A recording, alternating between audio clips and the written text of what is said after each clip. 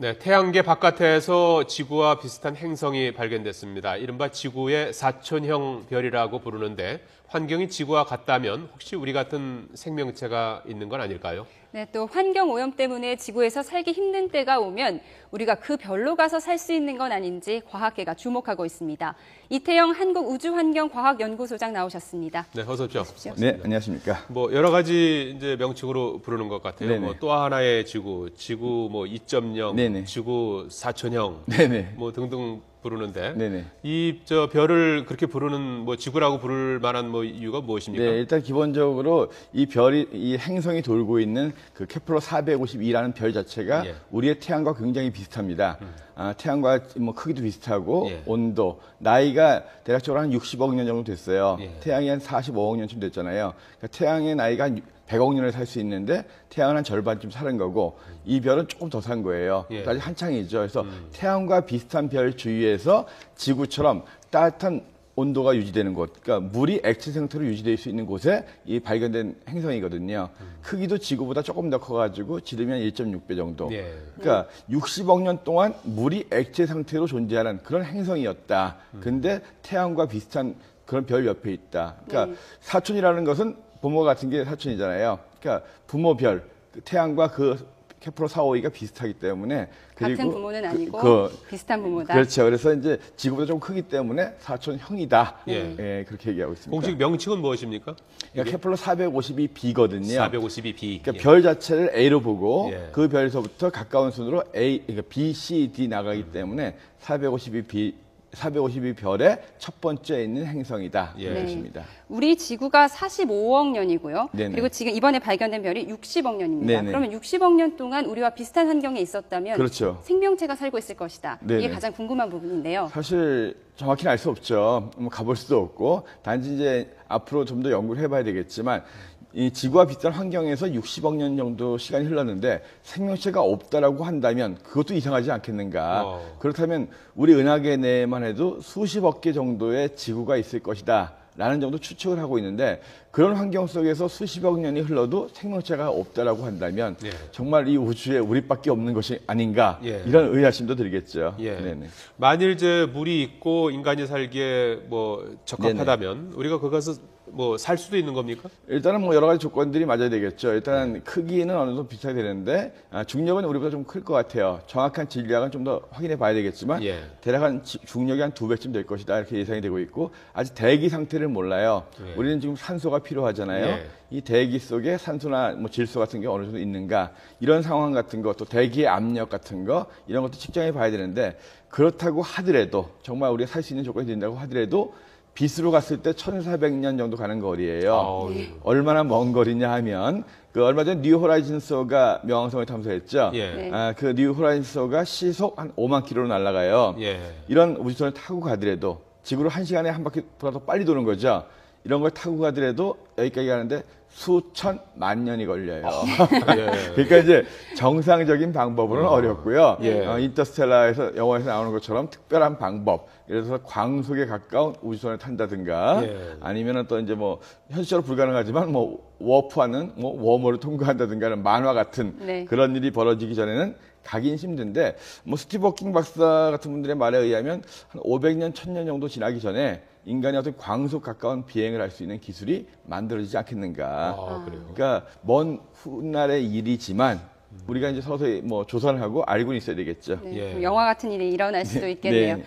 교수님 방금 말씀하신 대로 중력이 2배에 가깝다고 네. 했는데요.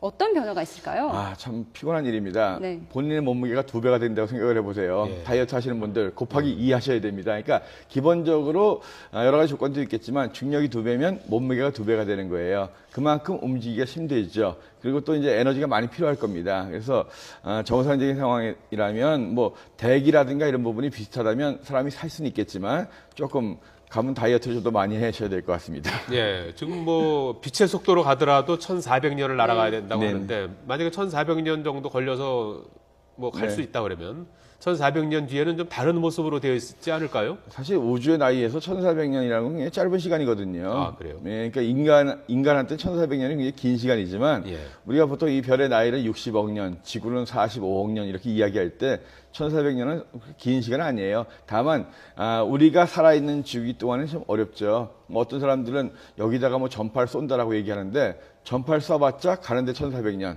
거기서 우리 여기 있다. 지구 대답하라고 다시 오는데 1400년, 2800년 걸려요. 그러니까 의미 없는 일이고요. 다만 이제 이 전파가 그쪽에서 뭐 정말 생명체가 있다라고 한다면 뭐 전파를 우리처럼 발송하고 할 거 아니에요. 그런 걸 찾을 수는 있겠죠. 그런데 말씀하신 대로 이제 의미가 없을 정도로 멀리 떨어져 있잖아요. 빛의 속도로 가도 1400년이 걸릴 정도로 멀리 떨어져 있는 이 별을 어떻게 발견했는지 먼저 좀 알고 싶네요. 일단 기본적으로 이 케플러 우주망원경이라는 것이 2009년에 발사가 됐습니다. 지구와 유사한 행성을 찾겠다는 프로젝트거든요. 그래서 이 케플러 우주망원경이 우주에서 계속적으로 사진을 찍습니다. 그래서 별을 찍으면 별빛이 변하는 걸 감지하는 거예요. 행성이 있다면 이 행성이 별 앞을 지나면서 약간의 별빛이 줄어듭니다. 그 줄어드는 정도를 측정해가지고 얼마만한 크기의 행성이 앞을 가리고 있었다. 그리고 가리는 주기를 봐서 얼마나 공전 주기가 얼마나 되고 따라서 이 별에서 얼마나 떨어져 있었다. 이런 걸 측정하는 거거든요. 그래서 케플러 우주망원경이 이제 2009년에 올라가서 한 4년 동안 굉장히 많은 별들을 탐색을 했어요. 지금 그 데이터를 분석하고 있는 거고 충분하게 행성이다 싶은 것들은 좀 더 큰 망원경 가지고 자세히 또 조사를 하고 있습니다. 크기는 그런 식으로 알 수 있는데 중력은 어떻게 파악을 한 건가요? 일단 중력이라는 건 뭐냐면 그 별과의 거리, 관계 때문에 움직임이 지구의 중력, 지구의 질량 같은 경우도 태양을 도는 중력에 따라서 도는 게 틀려지거든요. 거리도 틀려지고. 그래서 옆에 있는 별과의 관계를 가지고 중력을 측정하는 거예요. 네. 이제까지 뭐 많은 별들을 발견했는데 이렇게 지구와 이렇게 비슷한 행성을 발견한 건 처음입니까? 일단 기본적으로 이제 어떻게 지구와 비슷한 정도의 크기, 그러니까 지구보다 좀 크거나 한 2배 이내에 되는 크기들 이런 것들은 이제 거의 제2의 지구가 될 확률이 크다라고 하는데 보통 발견된 것들이 한 10개 가까이 됐었는데 이런 부분들이 태양과 같은 별 주위에 있는 게 아니었어요. 태양보다 작은 좀 온도가 덜 되는 그런 곳이었기 때문에 굉장히 추운 곳이었습니다. 사람이 살 수 있는 곳이긴 하지만 굉장히 좀 겨우 경계선에 있는 낮은 온도였는데 이번에 이 케플러 452b는 태양과 정말 비슷한 별 옆에서 발견된 지구처럼 사람이 살 수 있는 첫 번째 행성이다. 그래서 이제 제2의 지구, 지구 2.0, 지구 2.0이 제2의 지구거든요. 그래서 태양과 정말 유사한 별 옆에서 발견된 첫 번째 지구형 행성이다 이런 거죠. 그러면 태양의 사촌도 같이 발견된 겁니까 이번에? 그러니까 태양에서 태양 비슷한 것도 태양의 형제죠. 그러니까 태양의 형제별은 굉장히 많아요. 그래요? 그러니까 우리 별보다 보면 색깔이 조금씩 틀리거든요. 그래서 태양은 노란색 별입니다. 중심의 온도가 한 1500만 도 정도 되는 그리고 지름이 한 140만 킬로쯤 되는데 그런 별들은 우주에 꽤 많이 있어요. 그래서 이제 그런 태양과 비슷한 형제별 근처에서 제2의 지구가 발견됐다 하는 부분입니다. 이게 부모와 형제를 동시에 찾은 격이 되는 건데요. 스티븐 호킹 박사가 이제 외계 생명체 찾기 프로젝트를 진행한다고 했는데 어떤 프로젝트입니까? 이제 스티븐 호킹 박사가 직접 하는 건 아니고요. 1990년대 초부터 외계 생명체를 찾기 위한 그 세티라는 프로그램이 진행됐었습니다. 우주에서 들어오는 다양한 전파들을 갖다가 분석해가지고 그 중에 인공 신호가 있는가 하는 건데요. 근데 이것이 이제 예산상의 문제로 점점 이제 지원이 안 되고 해가지고 그 미국 버클리 대학교 내에서만 이루어지는 민간 프로젝트로 전락을 했습니다. 근데 이번에 유리 밀러라고 하는 그 러시아 출신 재벌이 1억 불을 대겠다. 그러니까 1년에 한 우리 돈으로 1년에 1,000만 불씩, 우리 돈으로 한 100억 원씩을 돼가지고 10년을 지원하겠다는 거예요. 그 돈을 가지고 외계에서 생명체를 한번 찾아봐라 해가지고 그 스티브 호킹을 비롯한 영국 왕립 천문학교 사람들, 그다음에 버클리 대학교에 있는 기존 천문학자들을 포함해가지고 그 세티 프로그램을 재가동하는 겁니다. 그래서 전파망원경을 이용해서 우주에 오는 신호들을 감지해가지고 그 중에 뭔가 인공적인 신호가 있으면 외계인들이 보낼 수도 있는 거니까요. 그동안에 뭐 좀 결과가 좀 있습니까? 신호가 좀 잡혔습니까? 잡혔으면 우리가 이러고 있겠습니까? 그러니까 워낙 우리 별이 많아요. 태양과 같은 별이 1000억 개가 모인 것이 우리 은하계입니다. 그런 은하계가 우주에 1000억 개가 있고 그것은 우리 눈에 보이는 우주만 그런 거고 그러니까 워낙 많고 크기 때문에 가능성은 있지만 쉽지는 않을 것 같습니다. 근데 일반인도 이 프로젝트에 참여할 수 있다고 들었는데 어떤 이야기입니까? 우주에서 들어오는 데이터들이 워낙 많습니다. 이 신호가 인공 신호인지를 분석하기 위해서 굉장히 많은 컴퓨터들이 필요하거든요. 그래서 세티 애톰에서는 전 세계의 네티즌들이 인터넷을 같이 연결해가지고 예. 컴퓨터 화면 보호기처럼 같이 컴퓨터를 구동하면서 분석을 해달라는 거예요. 90년대 말에는 많이 이걸 했었는데 그 바이러스 감염 때문에 많이 안 했었거든요. 그래서 다시 이제 세티 애톰에 들어가시면 화면 보호기 기능으로서 프로그램 다운받을 수 있고 그러면 이 프로그램에서 여러 가지 우주 신호들을 자기도 분석할 수가 있습니다. 내 컴퓨터에서 외계 신호가 확인될 수 있거든요. 그렇게 동참해달라고 부탁하는 거고요. 또 한 가지는 외계의 신호를 한번 보내보자. 가장 인간들, 지구를 적절하게 표현한 메시지를 우주로 보내는 건데요. 그 메시지에 채택되면 100만 불을 주겠다 하는 것도 공고하고 있습니다. 소장님께서 보실 때는 개인적으로 외계 생명체가 있다고 보십니까? 사실 이 우주에 이 많은 별들이 있고 우리 은하계 내에만 지구와 같은 환경의 행성들이 수십억 개는 있을 거다라고 천문학자들이 보고 있는데요. 그중에 인간만이 유일한 지적인 생명체라고 한다면 정말 너무 우주가 아깝지 않겠는가. 그리고 또 너무 공허하지 않겠는가. 분명히 있을 거라는 생각도 드는데요. 이 케플러 452b 같은 곳에서 정말 생명체가 없다라고 한다면 그 정도의 조건 상에서 없다면 정말 이 우주에 인간들이 정말 유일하지 않는가. 그렇다면 정말 더 큰 책임감이 있다. 여러 가지 생각을 하게 됩니다. 근데 분명히 조건상으로 봐서는 있어야 되는 것이 맞고 있을 거라고 봅니다. 알겠습니다. 또 하나의 지구 사촌형 발견 소식 이태영 한국우주환경과학연구소장으로부터 좀 들어봤습니다. 고맙습니다. 네, 감사합니다.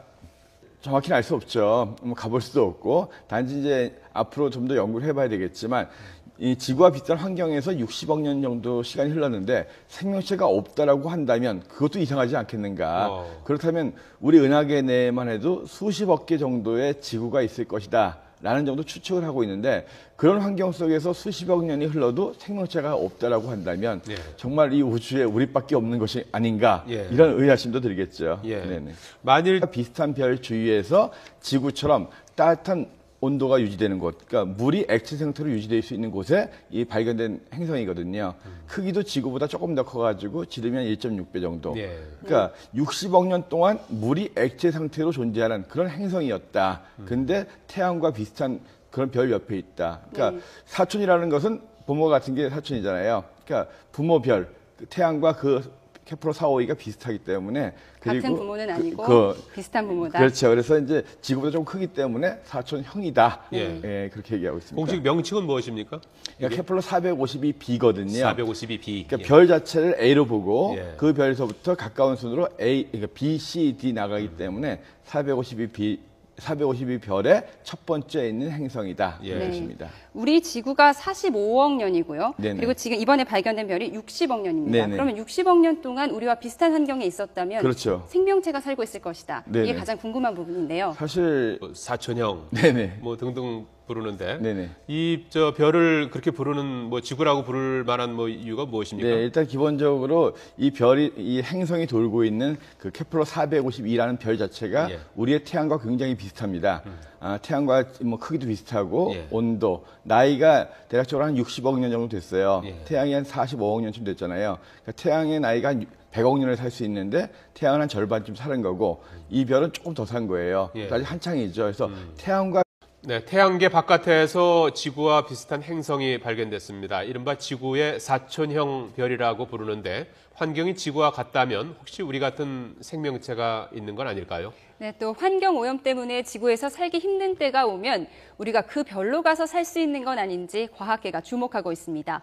이태영 한국우주환경과학연구소장 나오셨습니다. 네, 어서 오십시오. 네, 안녕하십니까. 여러 가지 이제 명칭으로 부르는 것 같아요. 네네. 또 하나의 지구 2.0, 네네. 지구.